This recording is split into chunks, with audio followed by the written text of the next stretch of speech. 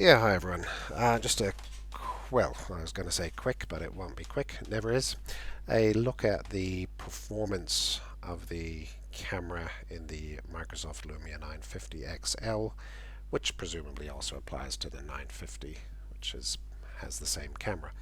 And I'm just going to talk about the performance as a camera. That means a lens and a film or CCD sensor type of arrangement. That's a camera.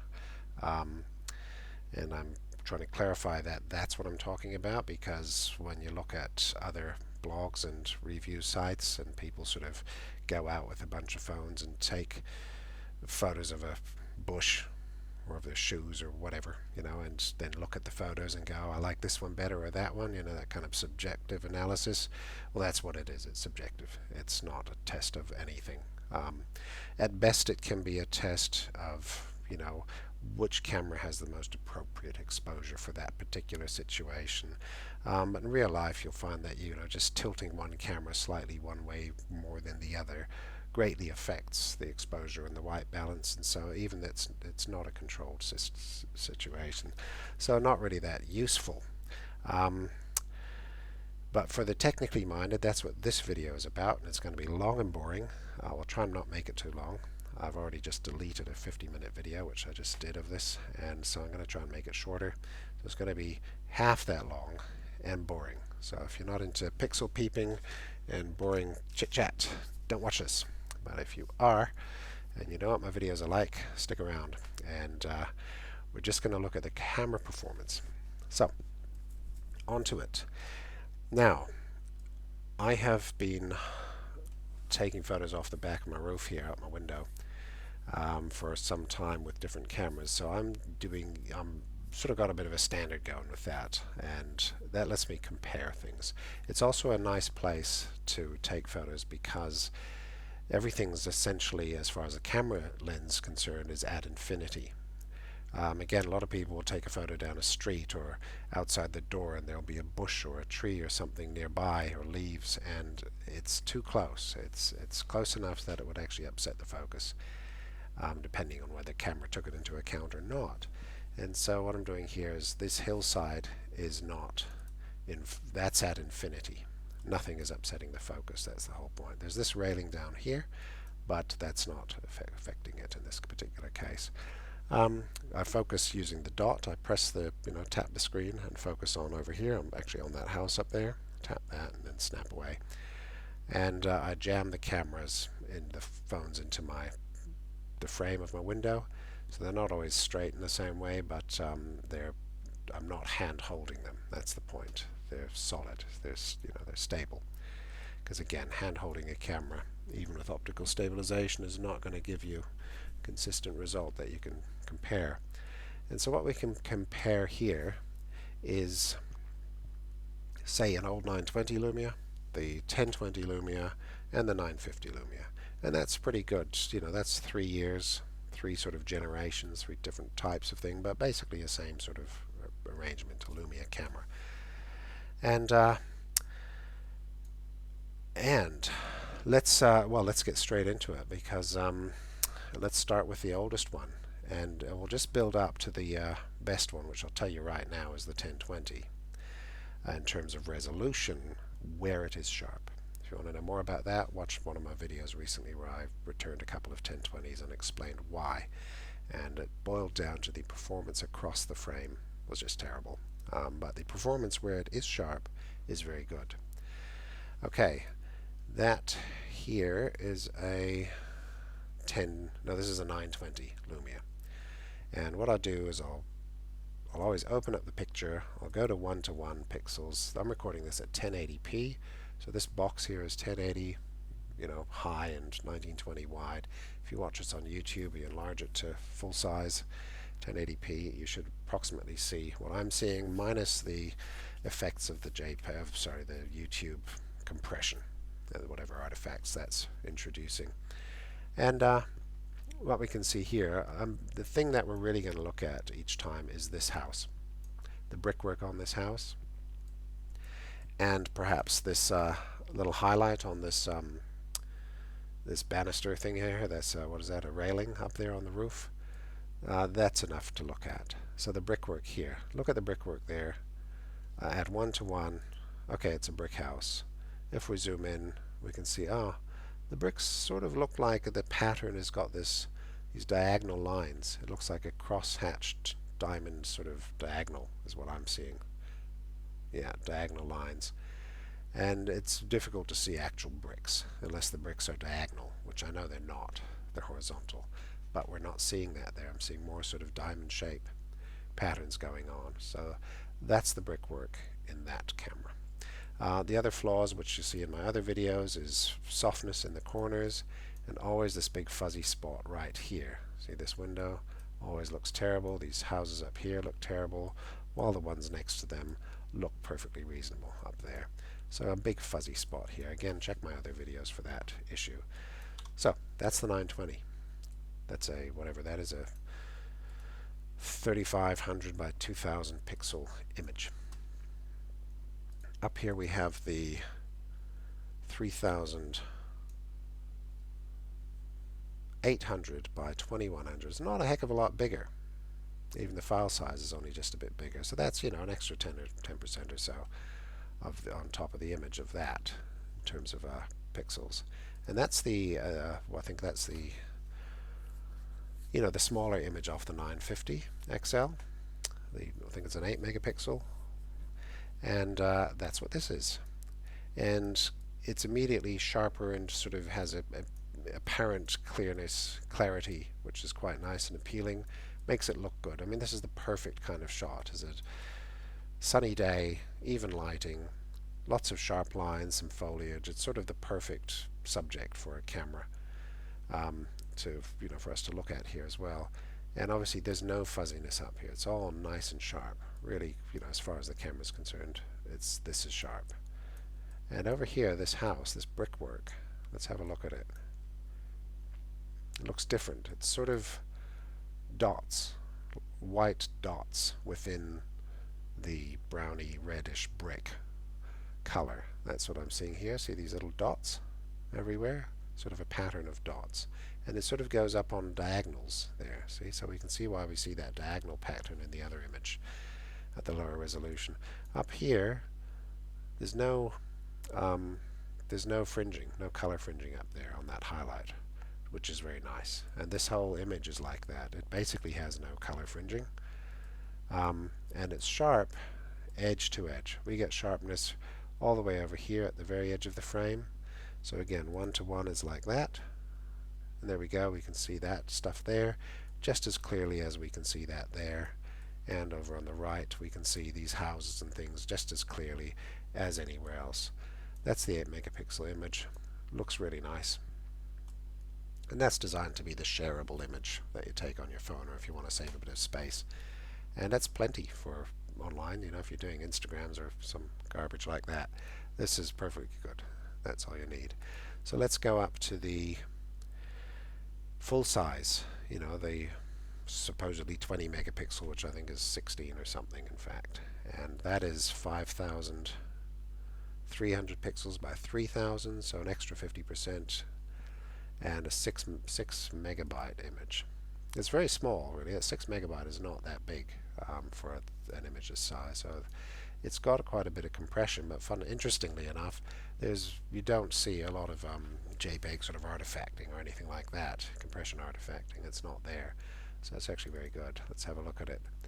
So again, this is the image, and obviously that other image was downsampled from this. So this is the source image. So it's everything that image was plus more. So let's go in 1:1. Bang. Now all of a sudden the house is looking really good. We can see stuff on the roof. Here I'm going to zoom in beyond 1:1. And all of a sudden these white lines are no longer white dots. See how they're actually joined up?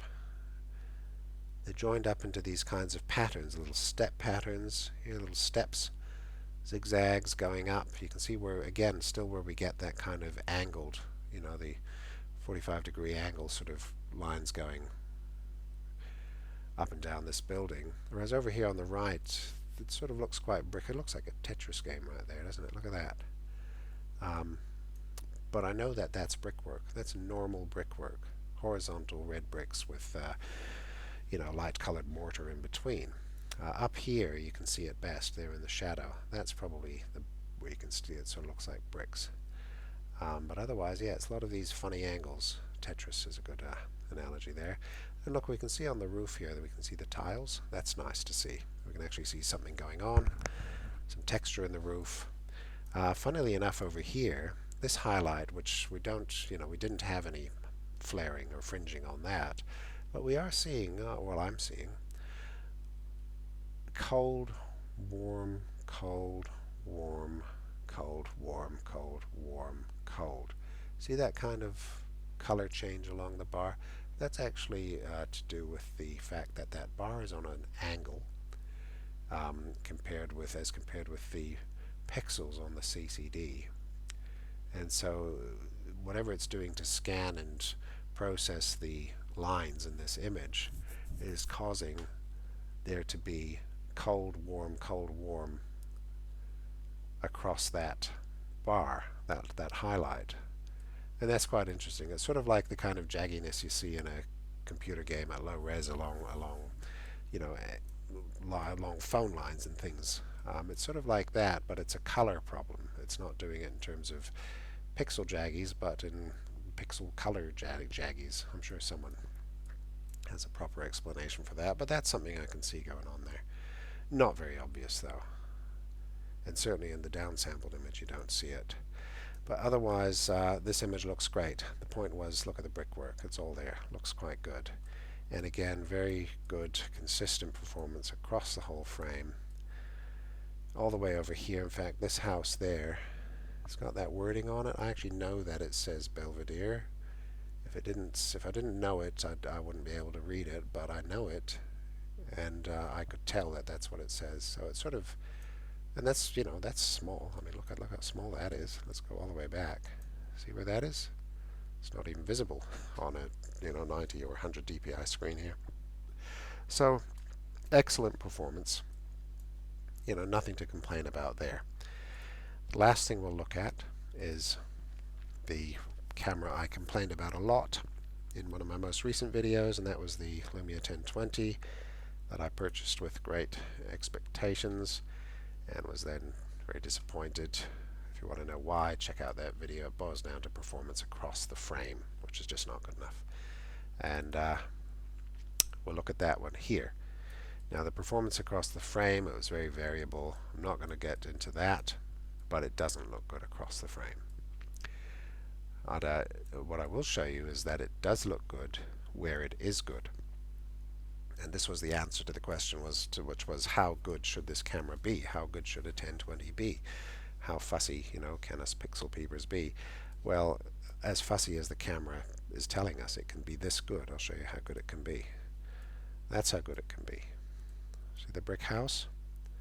Now to me, I can now finally see all the individual bricks and the mortar in between them, and they're horizontal. So that's at 1:1. I'll zoom in. Look at the tiles on the roof there. I can see them all. And I'll zoom in. And look, see, we can see all the bricks with the mortar, and they look like proper bricks with proper mortar, sort of stacked one on top of the other like Lego. Yeah, excellent. And so that's what the 1020 has got to work with. It's got more pixels, higher resolution, more pixels to work with. And that's what makes the 1020 potentially such a great camera. Really, really good in that regard. Just let down by the consistency across the frame, which the new 950 is not let down by. The new 950, very nice across the frame. So that's the point there. You can't go wrong with this 950, I don't think, in that regard. Good image across the frame.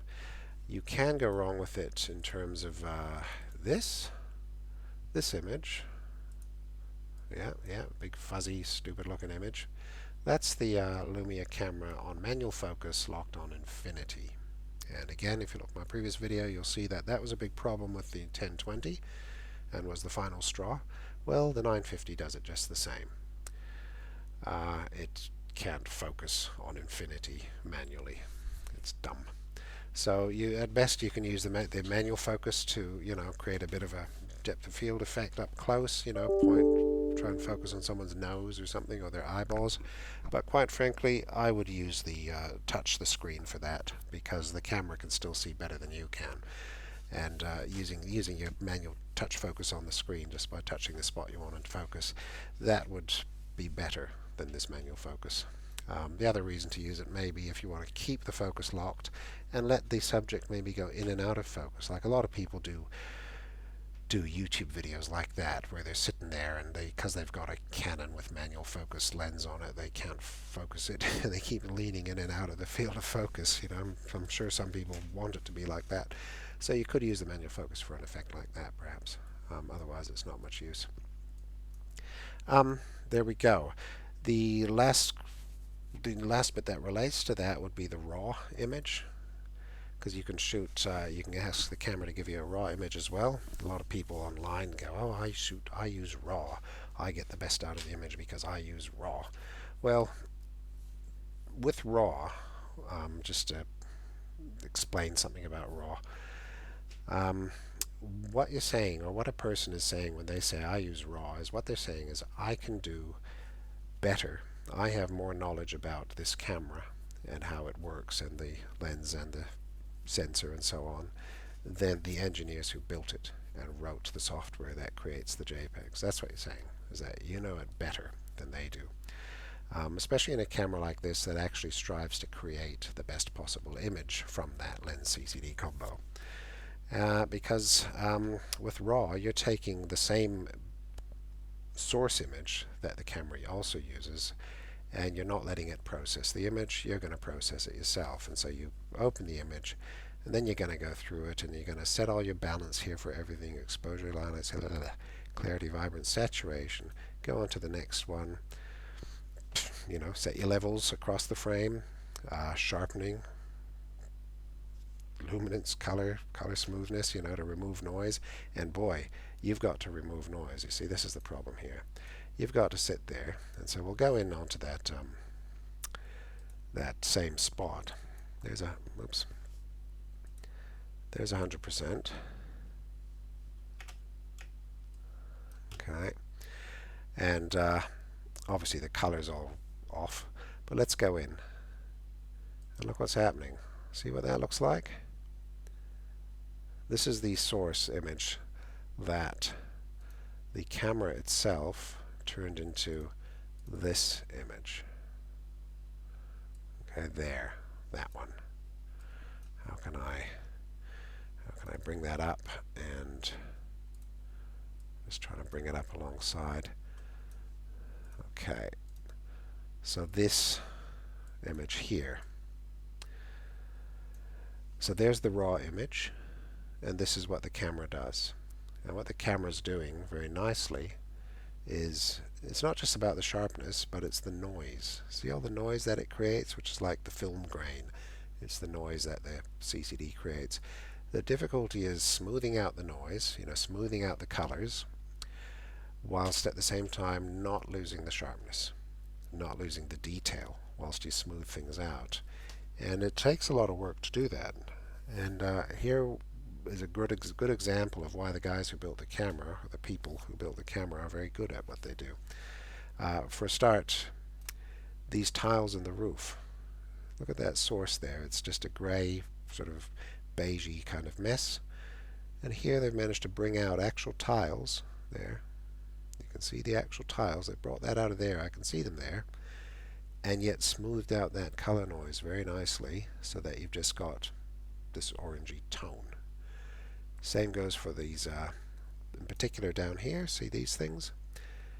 Anyone sitting down and trying to process that, get rid of the noise, is most likely to remove all the corrugation as well. But here they've done a great job of getting rid of the noise and keeping the corrugations in this corrugated iron roof right there.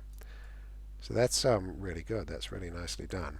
Under here, under the eaves, you see there, right there, that's very nicely done. There's a bit of sort of, apparent texture. It looks like the painted planks under there without all the grain.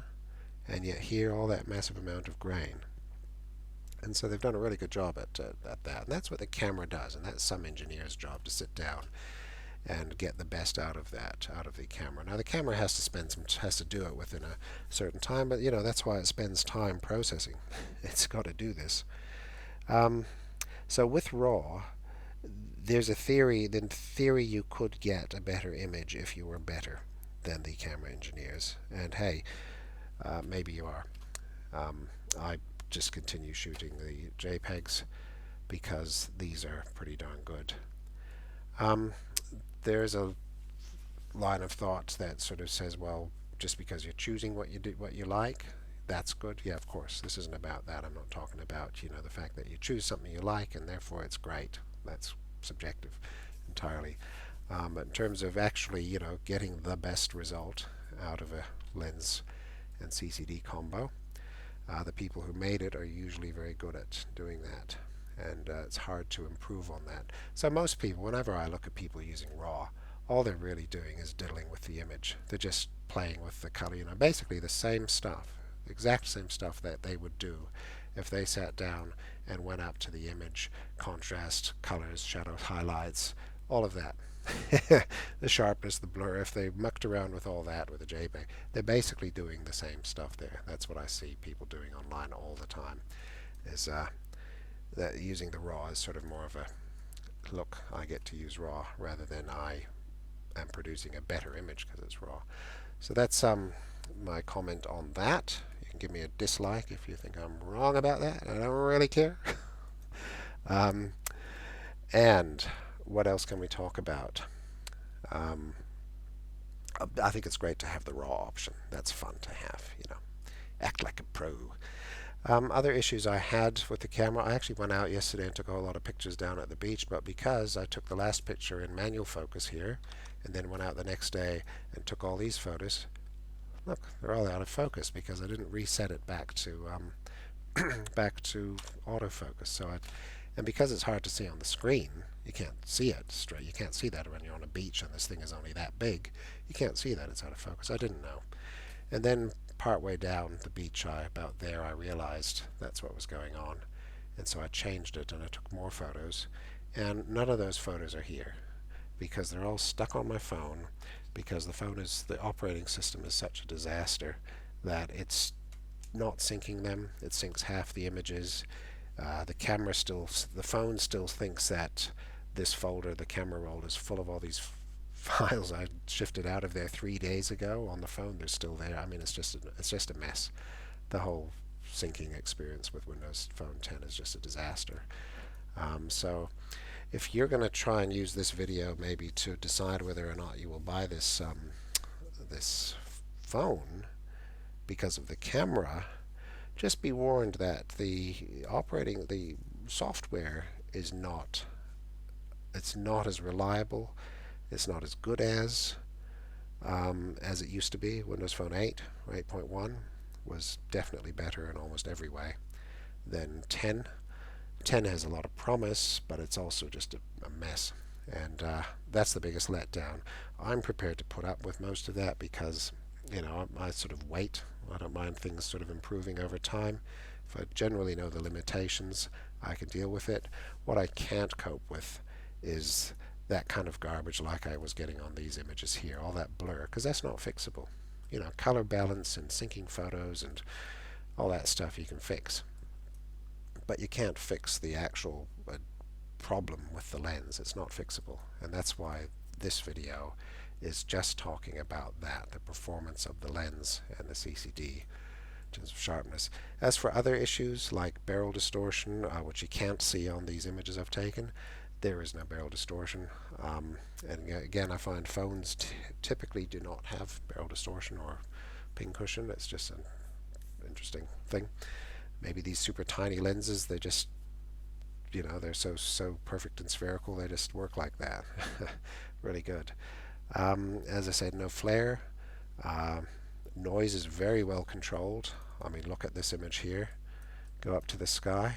Look at that. You saw what the raw image looked like. It was totally noisy, but it's good. See, they've got rid of all that noise. You can see a bit of artifacting here along the edge, but this is quite highly compressed image, you know, six megabytes, and yet it looks really good up here, really good. If I get to the shadowy areas down here, I would expect to see color noise in here, right there. There isn't. There's no color noise. So again, you know, that's kudos to the people who designed the JPEG algorithm here to create these JPEGs. They've done a really good job with this. Again, in there you'd expect to see some noise, these sorts of areas. It's just not there. So that's really good as well. And I've already talked about flares and things, and color flares, you know, purple fringing, that sort of thing. It's just not there. Not anywhere. Okay, look, I'll leave this there. I do have another video I'm going to do either before I get away for Christmas or after, where I've been taking a whole lot of notes about why I hate Windows Phone 10 and I'll have a big gripe about that in the next video, and there I'll talk about the camera software and the syncing experience, all that. Suffice it to say, you know, this still I think outperforms other cameras in general. So you can't go wrong with this one in that regard if you're comparing it with other cameras. Good thing to do this. Here's one last thing. Go to GSM Arena. No affiliates, just a website. I have no affiliates. Want to be an affiliate? Ask me. Somewhere here on this page, compare. These are the only people who do camera samples here that are actually useful, because they have this chart. They photograph a proper lens testing chart, and they try and do it the same with all these cameras so they get a consistent result. And this is really useful. You can see the sort of things that I've just been talking about. You can see it here. And you just pick your camera off this list, and I would suggest picking the obviously the Lumia, Microsoft Lumia, where the hell is it, 950XL or the 950, so you get that, and then you pick the cameras you want to compare it with. It's quite fun to go for the old 1020. Now there's a 5 megapixel 1020 down here, reference camera, but if you go up here somewhere, if you go to Nokia, they've got the you know, the real one, the 1020. Yeah, my eyes, there it is, the 38 megapixel image there. So that's worth seeing. And then pick whatever the hell you want. Pick that, where's that Sony that does 20 megapixels or something like that? Sony Xperia Premium. Should we go for a Sony Xperia Z5 Premium? It's premium, so it's got to be good. Just a quick look at this while we're here. 28 minutes. If you've managed to stick around this long. So here's what you do here is you pick your cameras, and it shows you them 1:1 pixels. It doesn't scale them to make the image the same size. It's just 1:1. So obviously if you took this bigger image and you scaled it down to that size, it would increase. It would give you a benefit compared with that one.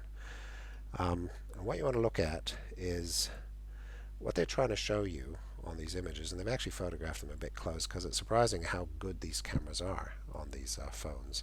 You see, what they're trying to measure here, they're trying to give you a way to measure what, lines per millimeter or something. I'm not sure what the values are. It's probably lines per millimeter. And you're supposed to look at this chart here, and at a certain point, these lines that get closer and closer and closer together, all of a sudden they blur together and become as one. But look at this, they're all visible all the way. There are different levels of blur here, but see that Sony down there is brilliant. That looks excellent down there. That's probably the best one right there. And that's what it's showing you. And then you can read off the scale. You can see, well, what lines per millimeter did that lens give us at this aperture, and blah, blah, blah, blah, blah. And so this isn't really showing that. I'm not sure they've actually set it up at the correct distance to show this, because it looks to me like they've just filled the frame with the chart and photographed it like that, and then maybe they got too far along and couldn't change it. So this is probably not accurate. It's probably not accurate, but you can compare things to each other. That is accurate. And so it's supposed to show you here like lines on an angle because CCDs perform differently when they're showing lines, because you got pixels of different shapes, square, rectangular, hexagonal, diamond-shaped pixels, all that kind of stuff that show up issues when the lines come together on a diagonal or when they're circles like this. Now, there is this little chart down here, this little bit that they've inserted, which actually shows this little piece here, which is that same as that again, and it's possible that that's actually at the correct distance. Then maybe they've made it smaller and reprinted it or something, and that's the correct size, because this is, oh no, it's got 36 there, so it's a different piece. Maybe it's actually in there. But what you can see here, which is important, look at that Sony. Look how good that is. Here I'd have to say, whoa, the Sony is the best by far. Look at that. You can see the lines pretty much all the way to there, to nearly there. Looks great. The 1020 has this blurriness to it, but don't let that put you off, because the blurriness often means it's not sharpened. If you open your raw file, it'll often look like that. More important is where the lines fuzz out, and they do fuzz out somewhere there. They're just sort of visible. This one here, though, the 950, they're gone. They start to get blocky here, and so there just aren't enough pixels there, or it's sharpening too much, or it's mucking around with it too much, and it loses the lines there, so that's not able to resolve beyond that, 25 lines per millimeter or whatever this is showing, we don't know. So that's what you can see there. So that's an important part of that chart. Go down there and look at that. But then you should also leave the center and go to the outside here, because now all of a sudden we see something different going on. See this little chart, these numbers, they're very nicely legible. And here on the 1020, again, nicely legible. But here on the camera that was so good a moment ago, they've just turned to fuzz. They've gone all fuzzy and terrible. Let's look at that a bit further over here. Oof.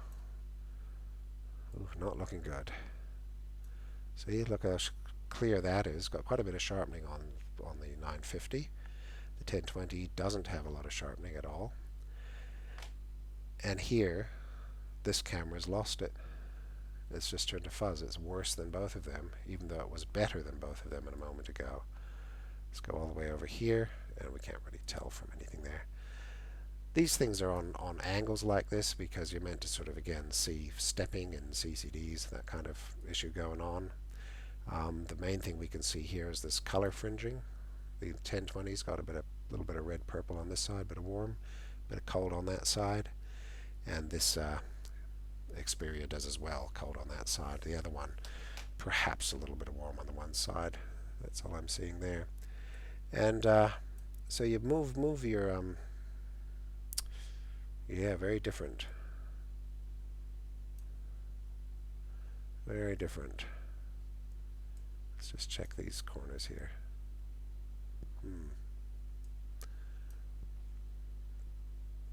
Yeah, surprising about the about how this this one went worse down here, the Sony. So let's go to the other chart though, the color chart here. They've got this one, and often when you change, they haven't got all of the same cameras on all of the charts, and I think the 1020 might drop off. But let's have a look. Okay, the 1020 is gone, but the Xperia is still there. So let's just put something else in here. How about a Meizu Pro? That's got a lot of megapixels. Let's pick a Canon 5D. There's a Pro SLR with 50mm 1.4. They're not telling us what it was actually shot at, whether it was at 1.4 or something more suitable like f8, but in any case, this will give us something interesting to compare. So in this chart, this color thing here, you should go over. One place to go is over here. Look at these feathers. And you'll find different phones do a very different job. Regardless of resolution and sharpening, they're all very different. And sometimes the feathers look quite good, like here the Canon is doing. It's quite contrasty, so it's very black there. So they sort of look good as a feather. sort of defined. It's like, oh, look at all that definition there. But then over here, maybe on the lace, it's not as good. So you look at the lace up here on this 950XL. That lace is nice and clear and sharp, and here, not quite so. Not quite. Close. But then look at the Sony. It's just garbage. Terrible. Terrible. Let's make sure this is that same Sony. Let's go back here to the middle. It's nice and sharp. Pretty good. And again, you can see a lot of sharpening here on this Lumia. And even here on this camera too, there's a halo, that little halo effect around all of the lettering, around the blacks. That's the sharpening. That's excessive sharpening. But now, another important thing to look at in this chart is have a look at the bus table here, bus routes in London. Few phones or cameras will actually give legible words here. They'll appear to be, and if you know that, let's see, there's Abbey Road. If you know that, you can read it. But if you don't know it, it's hard to read. What's that? Paddington, Edgware Road. So I know some of these, so I can read them. But over here, I'd have a lot of trouble reading them on the Canon. Makes me think it might be shot at a wider aperture, like 2.8 or something. And then here, the Sony, which was so nice earlier, just looks terrible. Look how bad that is. So, I wouldn't be happy with that. I'm happy with this. I would not be happy with that. That would not give me the result I want. Back down here, these brushes, interesting. And in fact, here the Sony looks excellent. There, actually looks very nice. The Canon's looking very soft, and that looks average. That looks fine. Another thing to look at here: color. This is a CCD and a sort of the issue to do with the JPEG creation algorithms and so on. Some colors are really hard to reproduce for a camera, and this is one of them here, as is this down here. Well, the magenta sort of colors, actually, if we go in there, those are very similar, and that's very, very bright and contrasty there, that pink. But up here, look how different the yellow is, or this greeny yellow of SpongeBob is. Quite flat. I'd say that Canon is probably the most accurate, without being there in real life and seeing this thing. Chances are it's a sort of a stitch-on thing that looks like that and not like that. This thing is all fuzzy looking, but probably not bad colors either, whereas the Lumia is looking a bit much there, a bit excessive. And let's hop over here. Same thing. This red. We're getting two different reds. You usually get three different reds if you go there with different cameras. But let's go down to the most important part of this image, is this guy here. This guy. This is where you should always go when you pick a camera to look at. Because funnily enough, that Sony, which was so good, this is where it's good again. It's got this one spot that's really nice and sharp, super sharp. In fact, just that one spot. It's so good, and you might not see this on YouTube, but if you go there yourself and set this up, it has the actual lines that this, what do you call this, plate? I suppose it's made with a plate. I don't know if they still make them with plates, but that's what it looks like, an etching sort of thingy. You can see the lines there, very fine. On the Canon, well, you can sort of see an impression of them. And here on the Lumia, it's actually created lines that are probably a doubling. Sort of every second line you see a line. So the sort of successive lines leapfrog each other and group up to give the appearance that there's bigger lines, which is not entirely correct, but it looks good. That's the best. That Sony one right there. That's the sharpest, no doubt. But it's so dreadful. As soon as you go to the other side of this same bill, again, the Lumia looks great here, old Mr. Lincoln. And over here, this thing, it just falls apart on the Sony. So this is this experience, a bit like the older Lumias. They're just totally inconsistent and terrible. I'm sort of emphasizing that point here, but I suggest If you want to see what a camera in general is like, I bet every Sony is different. I bet each one is slightly different and has different performance in different areas. But go here and use this tool. It's really useful in that regard. And the big learning is how consistent this camera is, the 950. If you pick a camera like say, any of these cameras that might be competitors like an iPhone 6 Plus, this shows you what you're going to get. This is very accurate. Look at that. Lumia, you get the lines. Sony, nice. Apple, nothing. Just nothing, no definition at all. This just turned it into a mush. It's good enough to read the words here. Very nice, you can read them, but it can't distinguish those lines. The pixels just aren't there, and the sharpness is just not there. So that's interesting. That's good to look at. Are there any other cameras? Meizu Pro. I bet that's junk, whatever it is. Yeah, that's junk. That's got 21 megapixels, so it's the same as these other two cameras, as the Lumia 950 roughly, but it's got it's about the same sort of definition, or even less definition than the Apple here, the 6 Plus, which is half the megapixels. So again, that's a very useful tool. You can use this to see what's going on with the camera. Terrible lace out here, low contrast, nice and sharp lace there. Okay, that was I think worth pointing out, because this is for someone interested in the performance of a camera, the lens and the box that it's in. This is really useful, much more so than a set of photos on Flickr is, or even these. And so that's all really I wanted to go into. If you're making a decision based on the camera for performance, go for it. I'm keeping this one. I'm perfectly happy with the camera, the performance. And I do look forward to getting back into some photography, which I hadn't done this past year because the old camera was so dreadful. And the hardware of this phone, this Lumia 950, I like very much. Again, it's strange that all the other bloggers seem to dislike the hardware. I think the hardware is excellent. So it feels nice, it looks nice.